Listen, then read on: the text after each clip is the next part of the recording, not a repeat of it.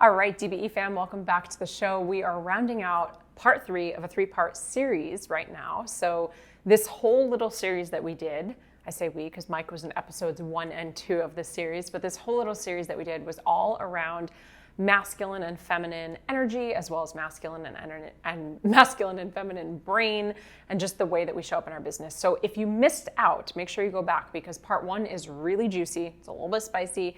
Mike and I sit down and have a candid conversation about the myths. We're debunking the myths that there's masculine strategy and feminine strategy, and one is better than the other, and that is a complete falsity. Is that a word? I don't know, but it is now.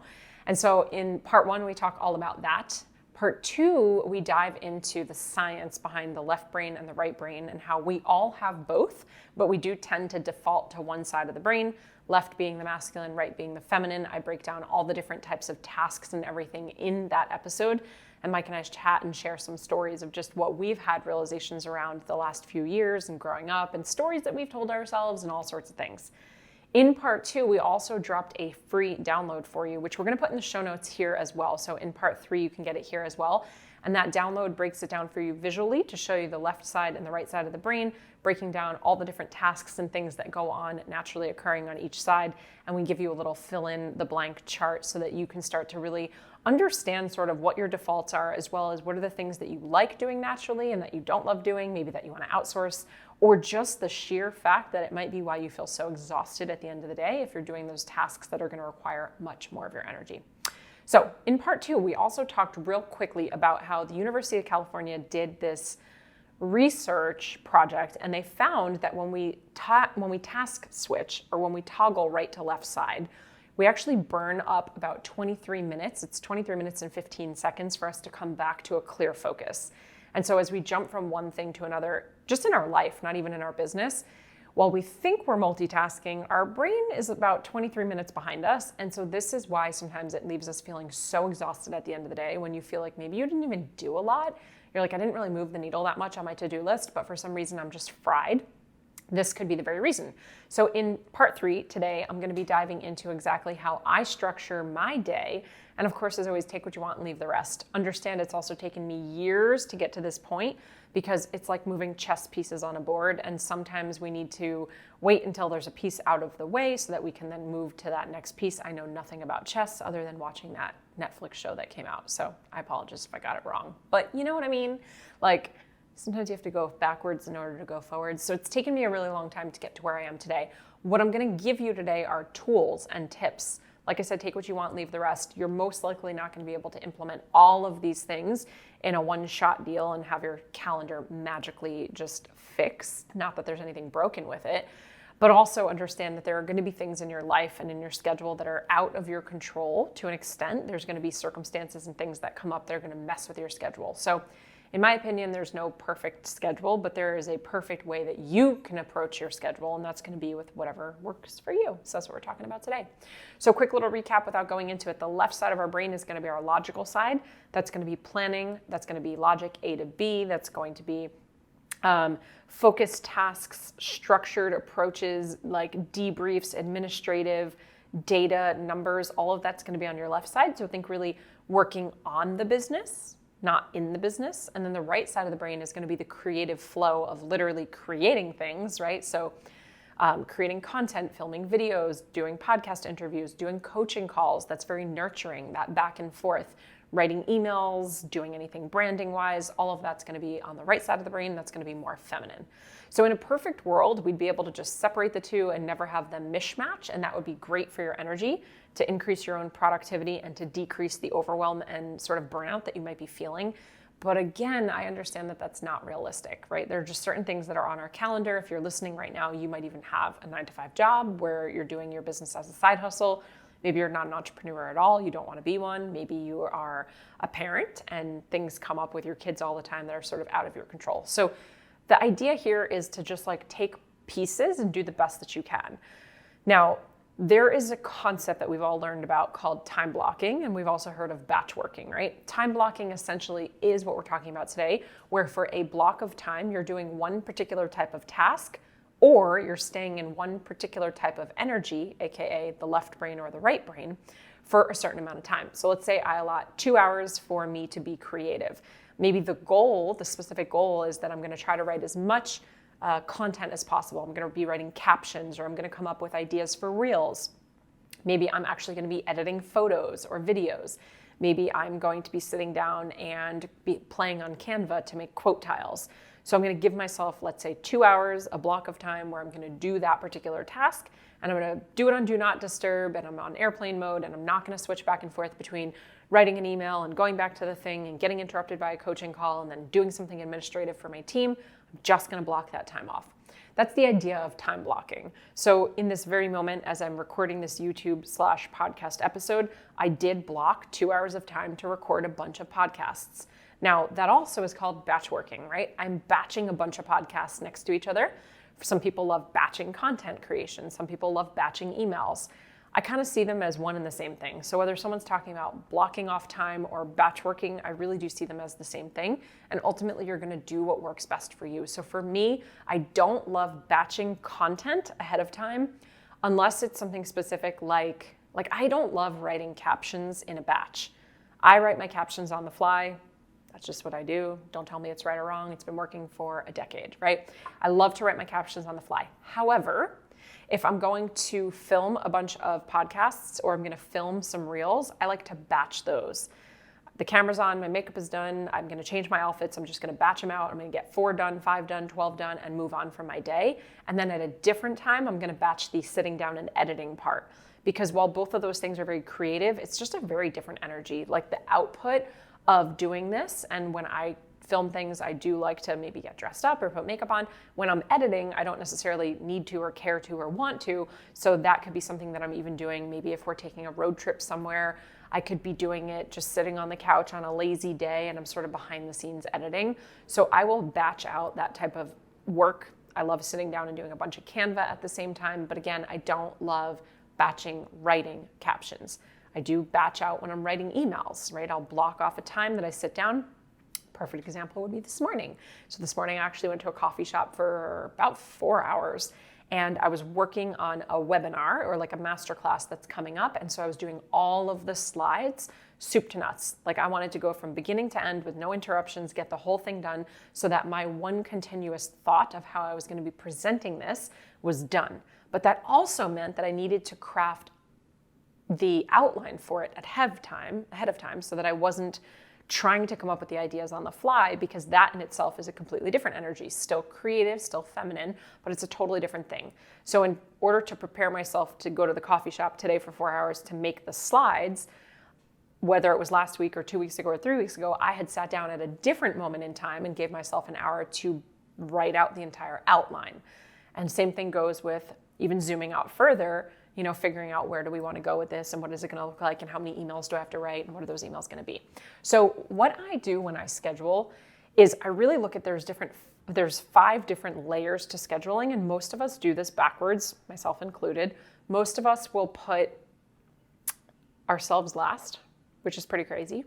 So what we want to do is we want to look at our calendar and we want to schedule self-care and relationships in first. And you can go ahead and write this down. You can circle back. You can do whatever you need to do to pause this and write this down. But the first thing to go in your calendar really should be anything that has to do with self-care, anything that has to do with relationships. If you're doing date night, if you're going to a class, you're going to the gym, you're taking art classes, guitar lessons, like all of that stuff. If you're into biohacking, if you want to go get a weekly facial, whatever that's going to be, monthly massage, all of the self-care stuff actually should go into your calendar first. And most of us put that stuff in last and then we run out of time. Or we act as though it's a treat for like a dog. And we're like, well, if I do these things, then I'm going to allow myself to go do this other thing as a reward. We don't want to do that. We don't want to do that. Okay. Number 1, we've all heard this before. You got to put your oxygen mask on before you help other people. And when you're in a service-based industry, when you're an entrepreneur, like most of the people listening to this, we are constantly giving. We're always coaching other people. We're creating for other people. We're putting our ideas out there. We're being thought leaders. We're helping, we're serving, we're giving value, and we give a lot. So we need to make sure, anyone needs to make sure that they're pouring back into their cup first and foremost. Also, we are huge advocates here at DBE that we are building our business around our life and not our life around our business. So the first thing that goes into my calendar, as crazy as it may seem, no matter how busy I am or what season we're in, it's my stuff first. I do get a massage every month. I get a facial every month. I've been going to Pilates class at least once a week. That's really fun. I schedule in my gym time on other days when I'm just going to the regular gym to lift. All of that stuff goes into the calendar first, okay? So that's number one, self-care and relationships. Number two is going to be what I call productivity. This is also called bookends. So a lot of people teach bookends. This is essentially your AM and your PM routine, your morning and nighttime routine. People have talked for so many years about morning routines, the millionaire morning and what do millionaires do, and you have to do these 5 things in the morning to be successful. And that is just simply not true. You really just need to figure out what works for you. And what I have learned as I've gotten older is that, again, in seasons, sometimes there are seasons where I'm really loving journaling. And then some seasons I'm just not really into it. And it starts to feel like a to-do list item. And I'm just doing it, going through the motions to check it off the list. And it's not even yielding the result of what I wanted to do in the first place. So I have to be okay with that and give myself a little bit of grace that maybe right now I don't want to be journaling, but maybe instead I'm going to get really into meditation, or maybe I'm doing breath work, or maybe I'm practicing and I'm doing EFT tapping or some other modality that I've heard about. Maybe it's just 5 minutes of quiet, right? Especially for those busy parents out there. So bookending your day, you also want to put this into your calendar. What does that look like? Mike and I take non-negotiable walks every single day in the morning. We do it every single day at night, and we do it with the dog because he needs a walk, but we also need a walk. And so in the morning, we're sort of setting ourselves up for the day. Sometimes we'll talk about business. We'll talk about, what are we focused on for the day? What do we need to support each other? We'll go through different goals and visions and stuff like that. And then usually at the end of the day, it's sort of the transition that we make from being work partners to life partners. And so sometimes that walk, we won't even talk for the first 20 minutes, but usually it's like putting a bow on the day and just really going through some of those gratitudes that we might have.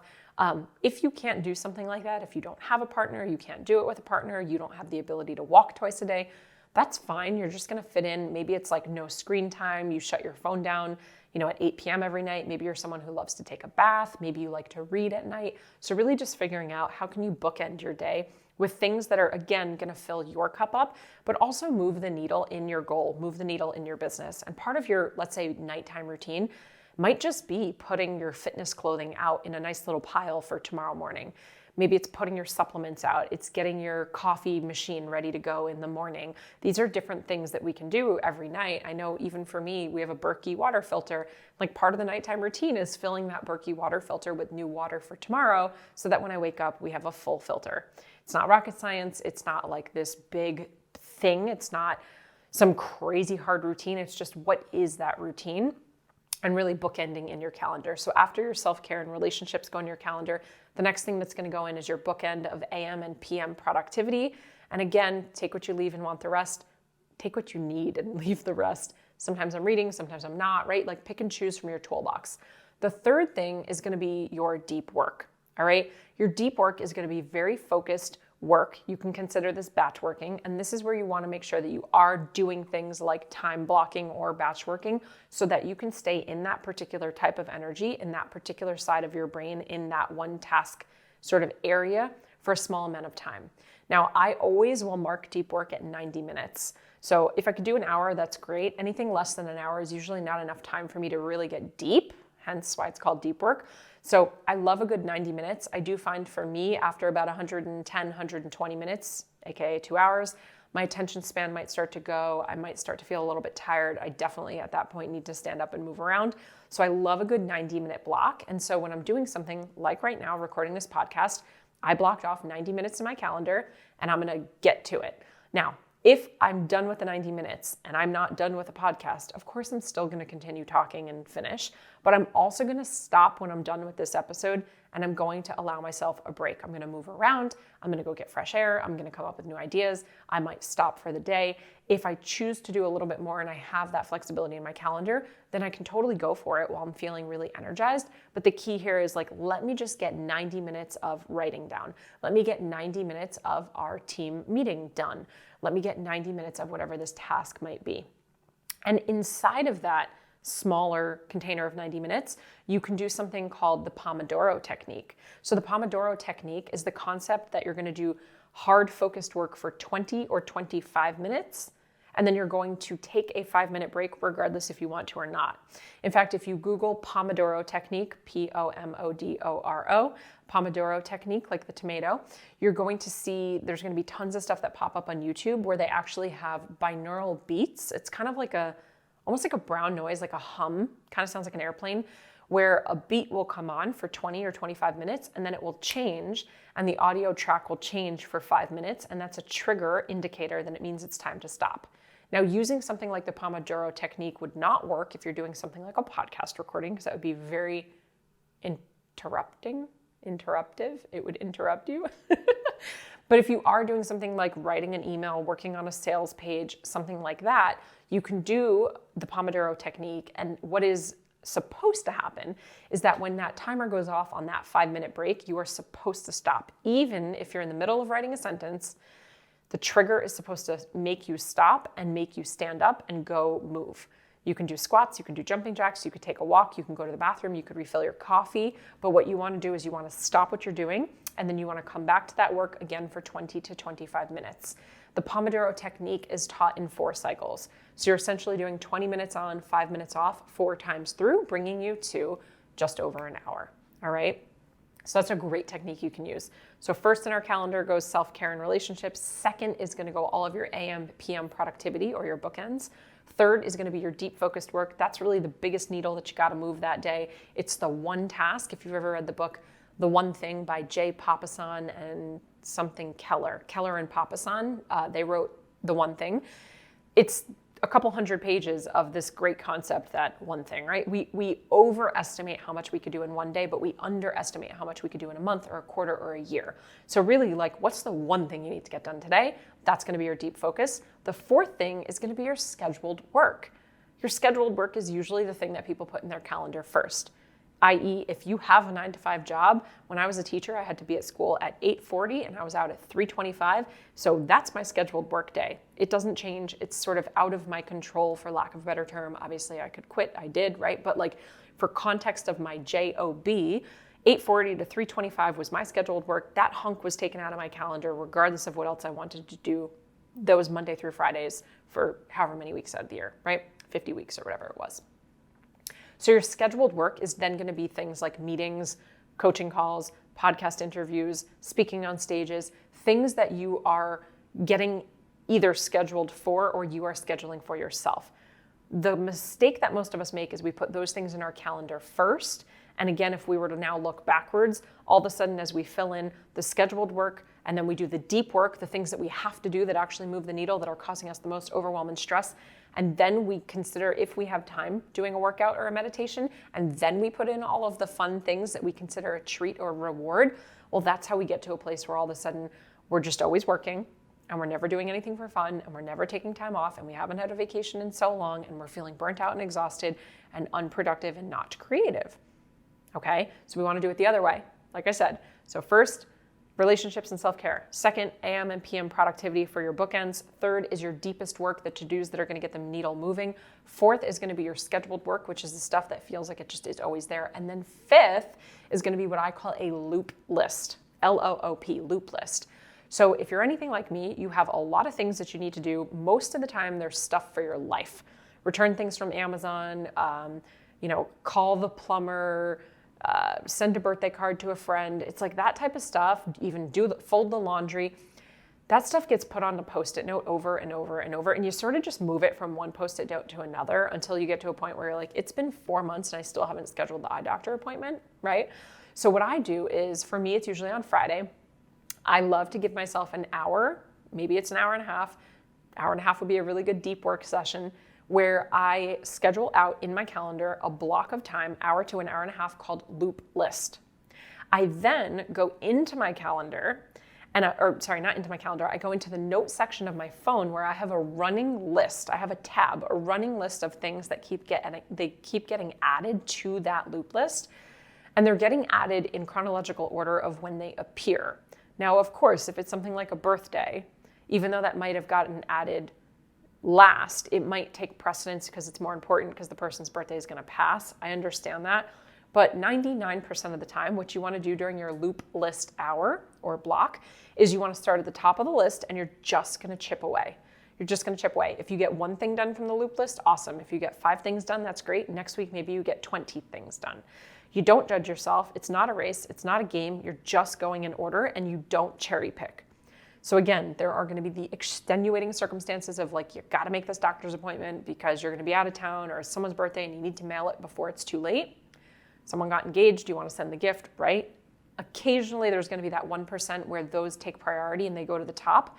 So when you put them into your loop list, take note and just move it right away. Don't put it at the bottom if that's the case. But don't always do that, because if you're always doing that, you're never going to get to the things that just need to get done. So every Friday for me, I have about an hour to an hour and a half where I just go in without expectation, because expectation equals experience. And I just chip away for an hour of deep work, even if I don't want to do the stuff, right? What do they say? Eat the frog. You got to do the hardest thing first. Just do the stuff that's on your list in chronological order, get them done. And the next thing you know, that list is going to shrink down. And over time, hopefully there will be nothing there anymore. Or at least those things aren't going to take a month, 3 months, or 6 months to get done, because they're on that list that is just continuously there. So take a page out of my book. I use the note section of my phone. I have my computer here. I also use my Google Calendar. So if you didn't know, on Google Calendar, you can have on the right side of your calendar a tab called My Tasks, and you can add tasks into that calendar. You can expand those tasks, you can write descriptions, you can give more details, but when you're done, you can check them off and they disappear from your task list. So you can use the note section of your phone, you can use your task list, something like that. But this is really the scheduling that I'm following. So this is helping me not jump from right brain to left brain. This is keeping me in an energy either for a particular amount of time, so I can block off that 2 hours or 3 hours of time, or in a perfect world for me, it's blocking off the day. And so it's taken years to get here, but basically what my days look like now, Monday is all administrative work and all of my meetings. I will never take a coaching call on a Monday. I don't do creative work on Mondays. That is my choice. I'm filled with meetings and administrative work on Mondays. Tuesdays and Thursdays are my coaching days. So those are when I'm going to do coaching calls. I'm also going to do podcasts. I'm going to do guest coaching opportunities, stuff like that, where I'm not in the creative, I'm in the nurturing back and forth, both still very feminine, but this is where I'm going to be a guest on someone else's episode versus me creating my own episode. All right, so Tuesdays and Thursdays for me are now coaching and guest episodes, guest speaking, stuff like that. Wednesdays and Fridays are completely clear on my calendar, but I don't kick my feet up and do nothing. It is a Wednesday as I'm recording this. Wednesdays and Fridays are completely clear from my calendar. No meetings, no calls, no guest episodes, nothing. The only thing that I do on Wednesdays and Fridays is going to be the creative work, so I can work on the business rather than in the business, right? Tuesdays and Thursdays, I'm in the business. I'm with clients. I'm in the Facebook group. I'm answering questions. Wednesdays and Fridays are off completely so that I can batch record podcast episodes. I can write emails. I can create Canva content. I can film reels. I can do my own podcast episodes. I can be a facilitator of a podcast episode. So if I'm having a guest, it's going to be on a Wednesday or Friday. If I am the guest, it's going to be on a Tuesday or Thursday. So this is just something that has taken a really long time for the team and I to sort of get to. And if you'll notice, the majority of my tasks are going to be more of the feminine right brain stuff, because as a visionary, that's ultimately my role. My job is to be the visionary, is to decide sort of where we're going. The integrator, the operations, and the team, they're going to help drive the boat to get us there. Now, of course, I'm part of it. I know every detail. I know all the strategy. I'm coming up with strategy as well. I get backed into dates. I back us into dates. I'm on all the debrief meetings. I'm on all that stuff. But at the end of the day, the majority of my job as the visionary is to hold the vision and tell us where we're going. It's to come up with all these new ideas. It's to create the content. I'm still very much the face of the brand. I'm the coach. I'm in it. I'm coaching. I'm the content creator. I'm doing all these things. It's a small percentage of my day now, or of my week now. It's taken years to get here, where I'm doing so much of the administrative, the tech, the behind the scenes, the legal, the financial. Most of that stuff at this point is outsourced to an extent. And then on the flip side, there are people on my team who the majority of their day is going to be more of that masculine, A to B, logical strategy, data-driven spreadsheets. And then they'll come in with the 10, 20, 30% of the time of more of that creative ideation, especially when we're doing meetings of brainstorming together. Of course, we're all going to be doing that. But the key here is that we set aside time specifically. We strategically set aside time to be creative, as crazy as that sounds. Because if we don't, it just doesn't come up naturally and we don't leave space for it. So I hope you have loved these 3 different episodes. Again, the first 2, if you haven't listened, definitely go back. The first one is super spicy. We just give it to you real. We share our opinion on sort of where the industry's at with this battle of masculine and feminine, which is just nonsense, in my opinion. Episode 2, we break down the science of it. So if you're anything like me and you love to hear the why and the science and the reality of how this all works, jump into that. Make sure you get your free download. And again, in this episode, we've got that free download for you here in the show notes, as well as The One Thing, Jay Papasan and Keller's book that I was telling you about before. It's a great book. Go ahead and grab that. Take a listen, take a read, whatever that would be. But today's episode really is just about how you can kind of get into the quote unquote flow with structure and freedom, right? The structure creates the freedom. So I hope this was helpful. As always, take a screenshot if it was. Share on social media what you loved, what you're going to be trying. Show me when you're doing your batch working. Show me when you split your calendar up. Tag me at I am Jessica DeRose. And as always, friends, cheers to your evolution. Thank you so much for tuning in. If you loved this episode, I invite you to be a part of our ripple effect and share it with a friend. And please, if you feel called, take 30 seconds to leave a 5-star review, and I'll be forever grateful. Until next time, cheers to your evolution.